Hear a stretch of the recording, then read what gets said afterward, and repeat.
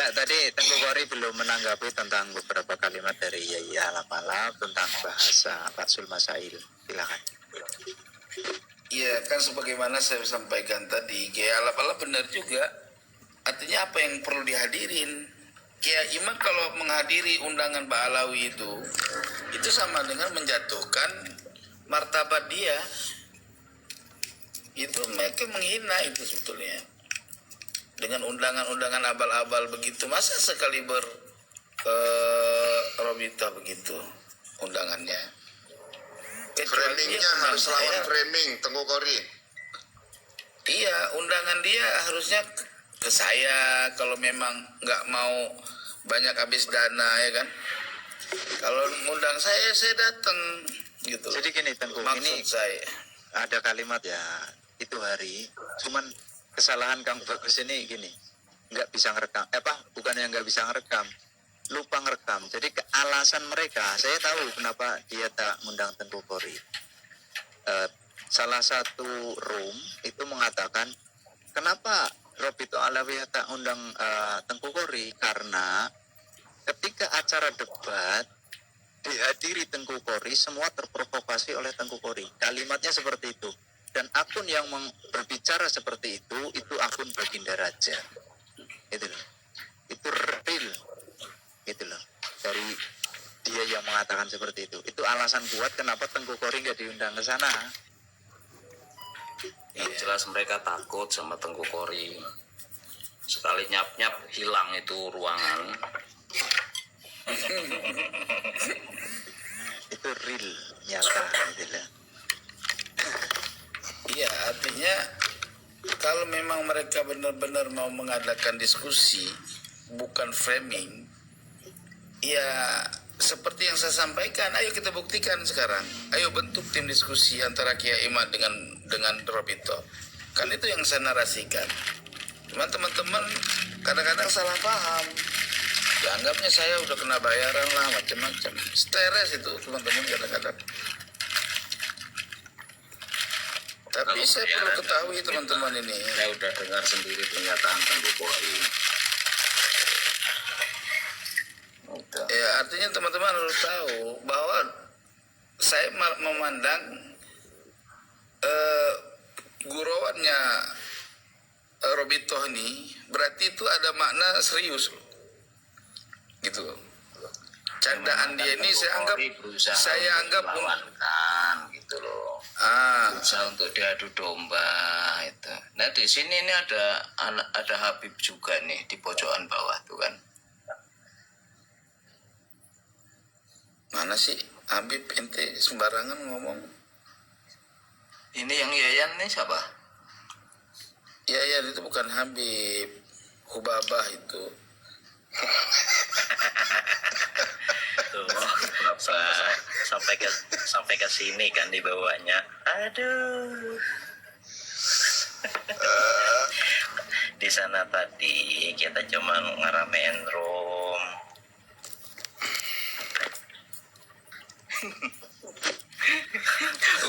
Sahabat-sahabat sekalian, Tengku Kori, Kang Bagus, semuanya saya mohon maaf saya tak turun dulu ya.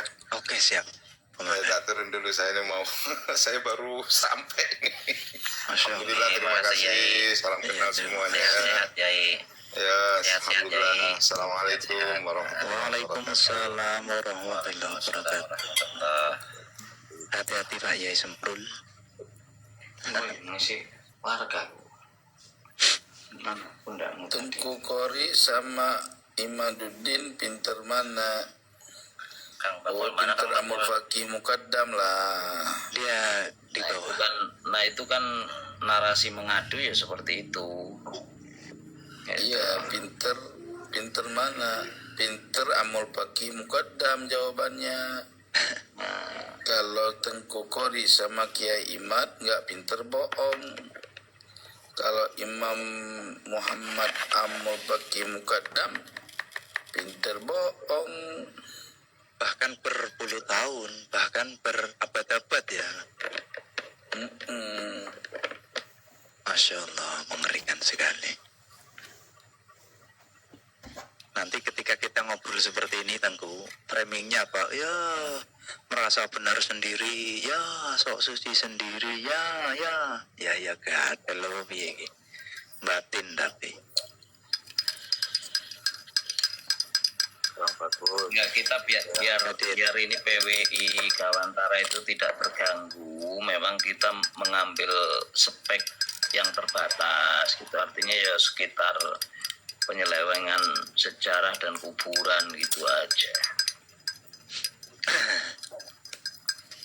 Murid beling sini naik. Budaya gitu kita itu. Upload, naik upload.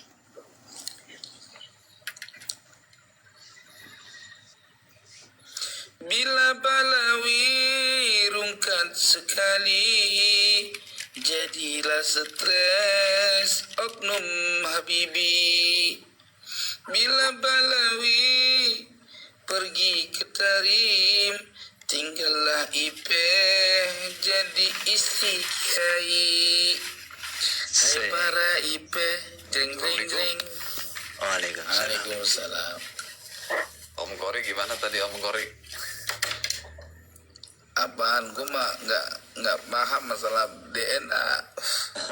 Sampai ketiduran. Lagi dengerin Om Madras. Lagi enak-enak, bantahan-bantahan itu malah di-kick. Jadi gini, tadi Tengku Kori di roomnya Mujasin itu lagi di ini, ibaratnya lagi di ceritakan pada zaman dulu kala ketika tidur itu. Jadi sambil dilus-lus itu. Ya saya nggak tuh ngantuk. Itu forkam itu panik itu, forkom apa forkom? Forkom Alawiyin. Iya, perkembangan Panik. panik banget itu. Jadi bagus juga narasi Bapak apa tuh yang DNA tadi itu? Ini siapa? Madras. Pak Madras. Dia bilang kalau aprorogupnya G, semua Ba'alawi itu G, untuk diverifikasi sebagai keturunan Nabi, maka kaum Ba'alawi harus mampu membuktikan kalau aprorogupnya itu sebagai aprorogup gen Nabi gitu kan. Betul. Panas itu, halus banget itu bahasanya itu, gitu kan. Panik banget gitu. Tapi ilmiah. Jadi setelah saya pelajari, ya saya emang nggak pandai lah bahasa DNA. Yang bala saya, ternyata memang haplorogrup itu nggak menjamin juga sih sebatas ketentuan kepada jalur Sayyidina Ali kan, dari haplorogrup apapun sebetulnya. Cuman hanya memverifikasi mutasi imigrasi keberadaan kromosom kan. Iya, migrasi lah intinya, migrasi. Tapi gini Om Kori, untuk sementara setidaknya untuk sekarang, berdasarkan apa yang ada sekarang, ya kita tentukan J1 sebagai patokan. Nah maksudnya Madras tadi, ya kalau memang seandainya kalian itu ingin membuktikan bahwa haplogrup G itu adalah keturunan Sayyidina Ali, maka buktikan juga secara saintifik bahwa Sayyidina Ali itu haplogrupnya G. Nah gitu loh. Tapi untuk sekarang, ya, jadi paling masuk akal ya J1 itu. Ternyata J1 sama L itu ada hubungan ya? Ada. Begini Tuan, haplogrup G itu sudah terkonfirmasi melalui mumi yang Yuya itu pembantunya Fir'aun itu. Nah, kalau terkonfirmasinya ke sana, kan tidak mungkin juga menyambungnya ke Sayyidina Ali atau ke Bani Hashim sekalipun. Kan gitu. Iya, Orang terkonfirmasinya ke mumi. Iya, karena G itu dia tidak melakukan mutasi kan? Iya, karena dia kan mengakunya sebagai jalur Y DNA, jalur ayah, dan itu memang kan begitu karena adanya kufu itu, pernikahan kufu itu. Pernikahan. Nah terus kalau Bang Aploro Group itu kalau LM20 gimana itu? J. L berapa? L858 maksudnya. Enggak, LM20. LM20 itu haplogrupnya L atau turunan dari J-nya? Nggak tahu, saya kan nggak ngerti. Iya, jadi itu ada kode-kode L. namanya. Iya, L. Memang di atas itu ada di atasnya J gitu ya. Itu ada kayak super cluster namanya. Jadi super cluster itu leluhurnya. Nah, itu ada pengkodeannya, dikategorikan L858. Nah, itu masih atasnya lagi tuh. Begitu. Kalau LM20? LM20 kalau untuk itu belum buka lagi, aku lupa deh. Karena fokusnya Cobalah kan di buka. J sih. Karena saya kalau dari Umudun Nasab itu masuknya ke wilayah-wilayah itu karena saya udah tes DNA kan. Hasilnya kalau saya kan bareng sama Agus Arsal itu Al-Habsyi kan.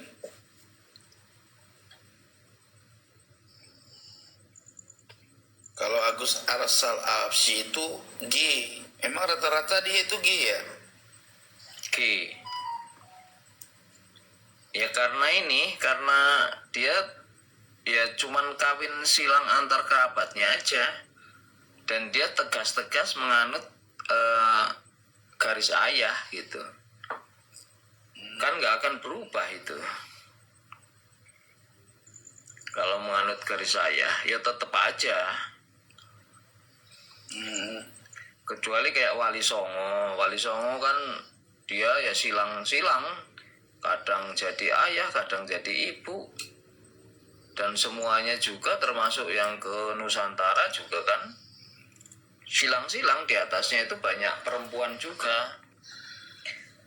Sekalipun misalkan dilewatkan melalui ini Syed Samsudin Umar itu yang Panglima Perang Mongol itu yang kemudian mukim di Cina, itu di atasnya juga ada perempuannya beberapa orang gitu yang saya pernah lihat itu. Nah, yang jadi masalah itu yang nyangkok-nyangkok, misalkan kayak Al-Qadri itu kan sebenarnya Al-Jilan itu awalnya itu. Tapi di Pontianak itu kan Al-Qadri jadi Pahlawi. Nah, yang saya dengar dulu di Kesultanan Pontianak itu dia berhaplogrup R bukan G. Oh, jadi Al-Qadri itu ke Al-Jilani ya? Iya. Kalau lihat di family tree Al-Jilani. Oh, Yang di Palestina itu Al-Qadri, di Palestina itu Al-Jilani. Itu semua hasilnya J sekian ya. J2 berapa Ya, J itu. Yang Om Kori tanyakan itu kemungkinan besar yang apa kan Om Kori nggak jelas L-nya L berapa kan, LM berapa, I berapa, LM berapa gitu kan. Itu kalau konteksnya masih dibicara di haplogrup. Bukan LM20. Itu SNP-nya, mestinya lihatnya dari SNP-nya. Persamaan SNP, jadi mutasi itu tidak akan meninggalkan sama sekali jejak sebelumnya kan gitu. Ada SNP yang sama gitu dengan J1 misalkan. Kalau berasal dari sana ya berarti kan ada jejak J1 sel-sel kromosom itu, SNP-nya itu yang sama biasanya dengan haplomutasinya. Kori ini kalau di apa ya, karena belum angkanya belum jelas, jadi diperkirakan ini kategorinya turunan dari J. Masih J, Om Kori. Masih J ya? Masih J itu. Kebetulan ibu. Hah? Pasti dari ibu. Enggak dong. Itu tadi anu Spesifik YDNA loh. Tengku. Tadi itu Ya. yang Al-Qadri itu di pos itu di Narkoba Pakistan itu. Oh, Iya, coba dilihat sekali-kali dilihat itu. Sudah saya masukkan ke Narkoba Pakistan kok ya. Itu di situ ada tadi Al-Qadri Palestina itu ada berapa? Ada 5 sampel kalau nggak salah. Itu semuanya J.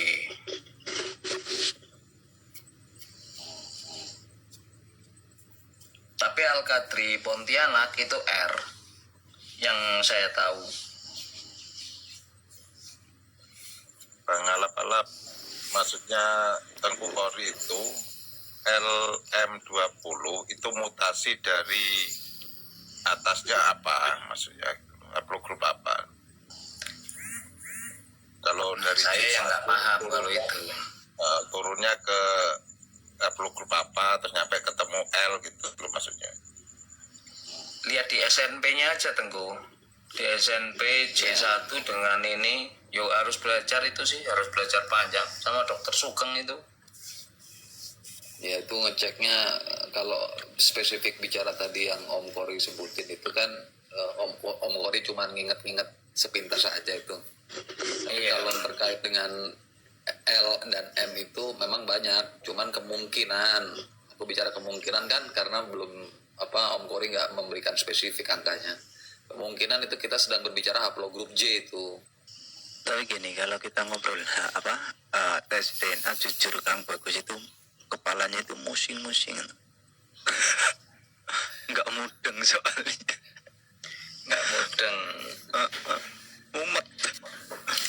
Mudeng ya Betul, mumet. mumet. Saya Mumet. aja males belajar Panik itu. DNA buat apa itu. Si matras itu bikin panik loh itu tadi. Belajar matematika aja males. Terus sambung ke pondok, Haji Paragit juga males.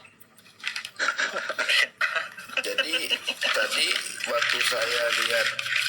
waktu saya lihat Gus Madras tadi kan, dia suruh buka bagian apa itu di internet, ya kan? Nah di situ memang ada keterangan hubungan antara J dengan L ya. Iya.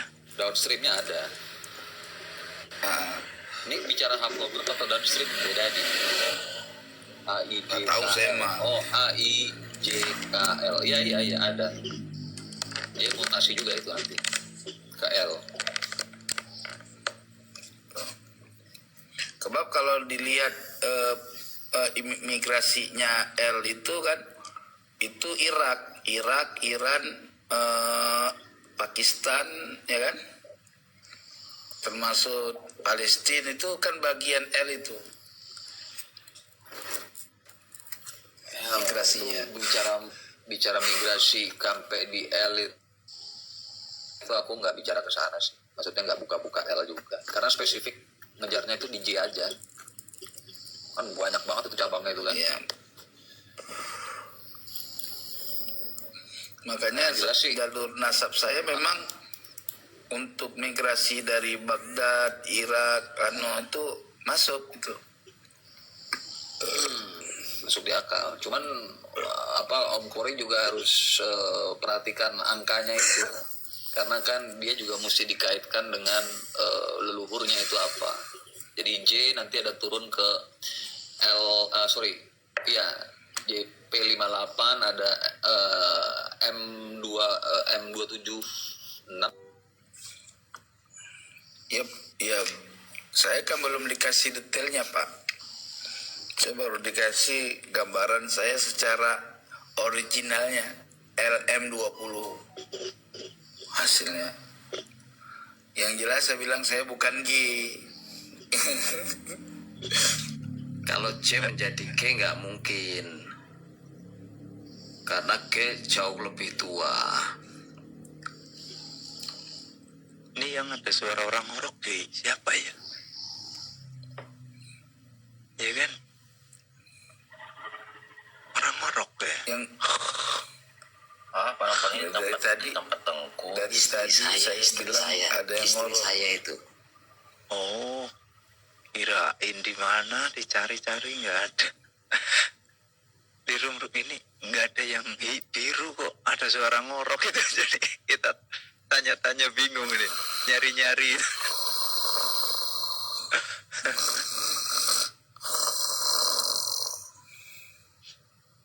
Kalau tadi tapi pas Tangguh Kori cakap memang kita nggak dengar.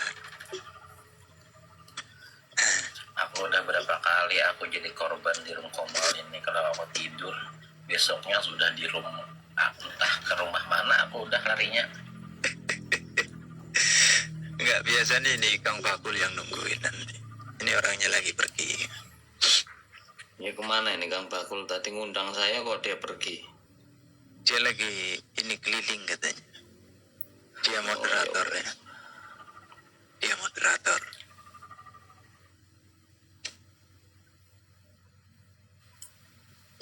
Tapi gitu loh. Oh Tengku. ya ya. Kalau Ya, ngaji ya alap-alap. Ya alap-alap. Bismillah. Gimana, Itu gimana? mau tanya. Tadi waktu di room sebelah tadi serius ya tadi marahin aku ya. Yang Mas mana? apa nanyanya? Saya nggak marah, saya kok. Oh. Jadi ini Kang Yayan. Jadi ketika kita ingin melakukan atau menyampaikan edukasi, setidaknya kita itu ada yang mau mendengarkan dari kalangan orang-orang ahli Bani Taibik gitu. Jadi salah satu pancingannya yaitu dengan kita mengucapkan beberapa kalimat yang seolah-olah itu agak ngeden gitu. Saya diam Iya tadi sih. kok. Aku enak sih pahalaku berguguran. Iya, asik gitu loh. Contoh, misalkan contoh ya. Misalkan sekarang di sini Tengku Kori itu suruh on cam ngegas, bahasanya ngeden. Ini apa? Followernya naik, apa penontonnya naik. Itu otomatis itu. Terus dibantu di share. Ini aja dari tadi yang nge-share cuma 1 orang udah 50 orang yang nonton. Ini kalau share-shareannya sampai 50 bisa berapa gitu loh. Ih, host, itu marketingnya.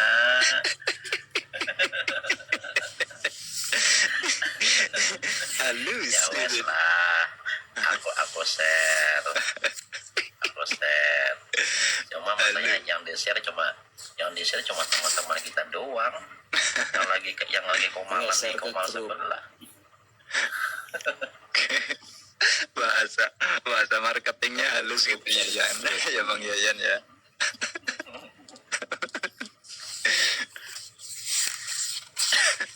Maaf Bang Hos, itu di taping kayaknya ada yang mau naik. Saya tak turun aja, mohon diturun. Itu ada kursi kosong Saya Mas. aja yang turun ini mengganggu ini Warning banyak itu orang. aja dulu. Enggak Di apa-apa. taping aja dulu mau apa naik dulu. Kalau cuma sama aja pembahasan ya nggak usah. Multi. Sini kalau mau naik ada kursi kosong itu multi. Oh, dia bilang mau naik nggak multi, akunnya di privat. Ya, jangan bohong, jangan framing nanti dikira nggak mau naikin. Itu loh. Itu kursi kosong udah disediakan. Mukibul itu. Bilang mau naik, mau ditarik di privat, nggak kirim multi gitu. Nanti framingnya, wah di room ini nggak boleh naik, aduh entut burut. Itu.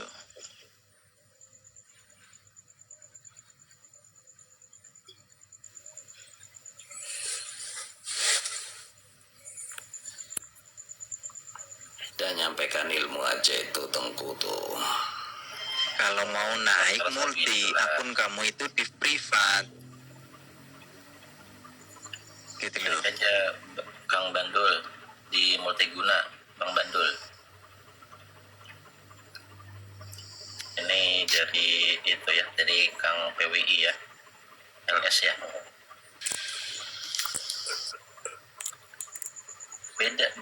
sama atau beda antara PWI sama LS ini? Sama kan? Lain-lain. Oh,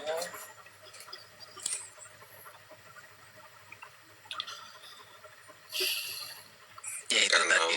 Kalau Awal. LS itu khusus Laskar, oh, yang anggotanya ya mungkin kebanyakan dari Ansor dan juga Banser.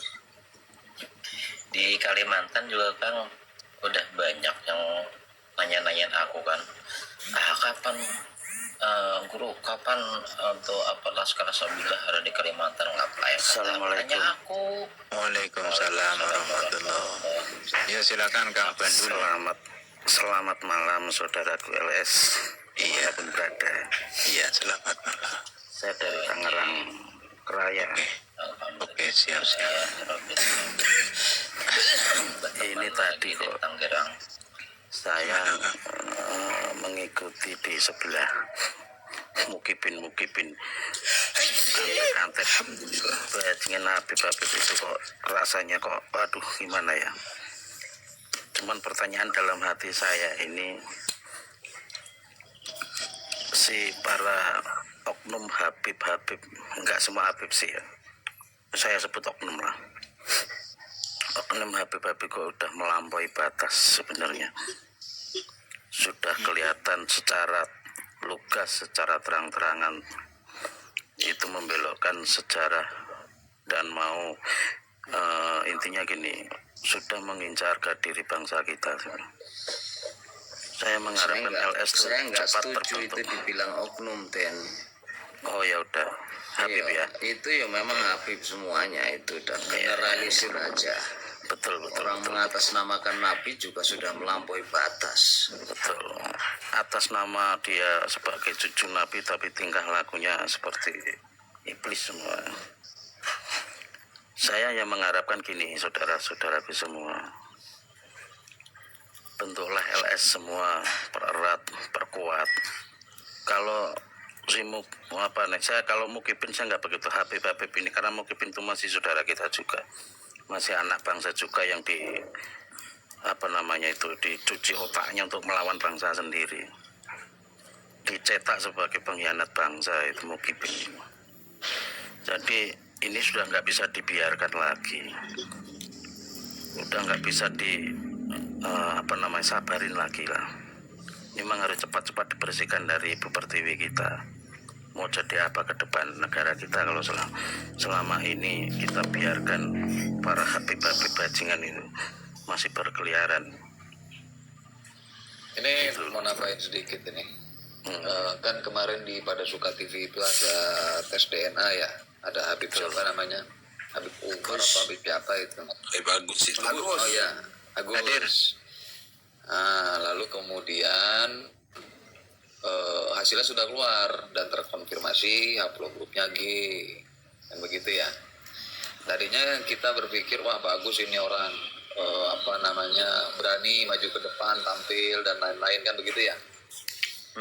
Rupa-rupanya setelah hasilnya keluar nggak mungkin menghadapi banyak komentar kali ya.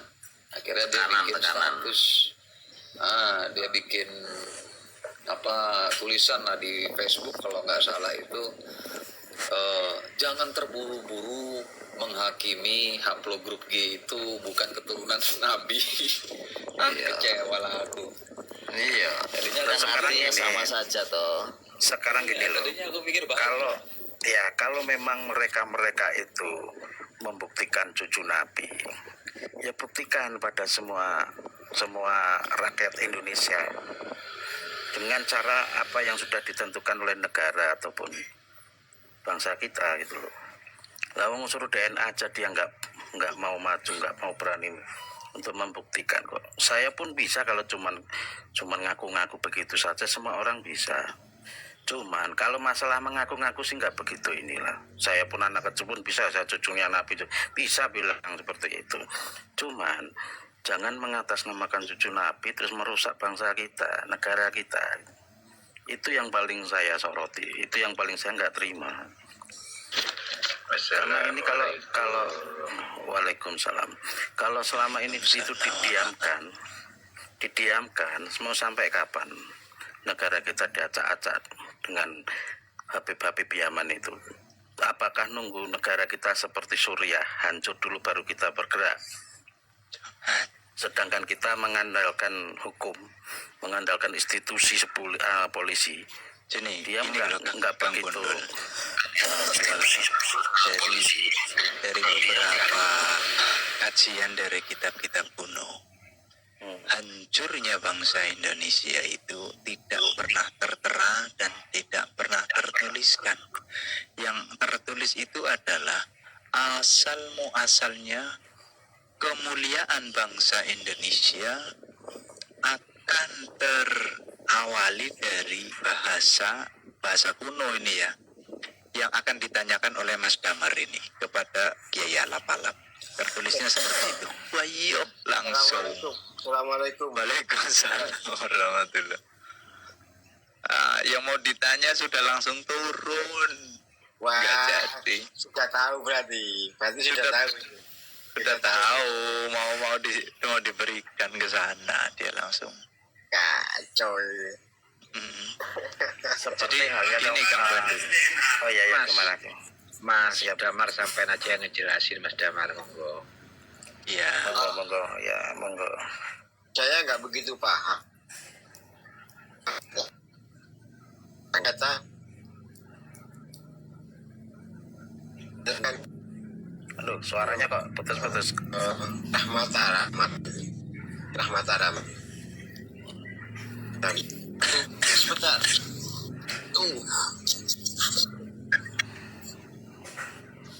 Nggak ada suaranya Mas Damar.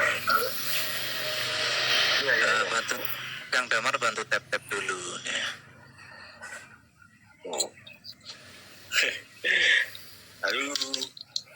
Halo Mas. Ya, halo. Kalau begini masih bisa. Tuh. Halo. Pak Yai aman-aman. Yai Alap-Alap di bawah aja katanya. Aduh, ganti. Silahkan. Udah. Aduh. masih ini ya, masih bisa normal nggak? Normal. Normal. Normal. Kok kayaknya Siap, di terima sini kasih. normal ya. Setelah saya pelajari, ternyata Kang Alap-Alap itu Rahmat Aram gitu. Terus dia punya catatan-catatan di situ. Muncullah Sang Hyang Sabtu, Sang Hyang Wenang gitu, yang ternyata di situ menyatakan arti kasarnya begini kayaknya. Manusia berhidung bedet, berhidung panjang, ya. Kemudian bersorban, itu yang akan membuat huru hara di Nusantara. Itu. Loh, tadi yang di live seberang tadi, Bang Kang, itu jelas banget mereka itu jelas menyatakan kaum Ba'alawi, Habib-Habib yang di Indonesia itu sudah ditakdirkan untuk menjadi majikan di Indonesia. Wuyuh. Itu langsung dikatakan seperti itu. Makanya tadi saya mau minta dinaikkan itu, saya mau keras. Itu cuman nggak dinaikkan sama dia. Pastilah. Nah, di situ loh, sedikit demi sedikit generasi bangsa kita terus dirusak kalau LS itu tidak cepat bergerak. Jadi Jangan. memang Terus ada kajian. Gini, bentar. Ada kajiannya di roomnya itu bahwa kaum yang ini, kaum Yahudi itu akan bersembunyi. Nah, ada satu isyarat bersembunyi di balik batu nisan dan pohon nasab. Nah, kalau indikasinya seperti itu, ya berarti kan Ba'alawi yang ada di sini Yahudi yang bersembunyi di balik pohon, di balik batu nisan dan di balik sejarah atau pohon nasab. Nah, saat ini sudah terjadi bahwa para ba'alawi ini sudah mengendalikan atau memba'alawikan kuburan-kuburan, berarti yang tersirat di dalam bersembunyi di balik nisan.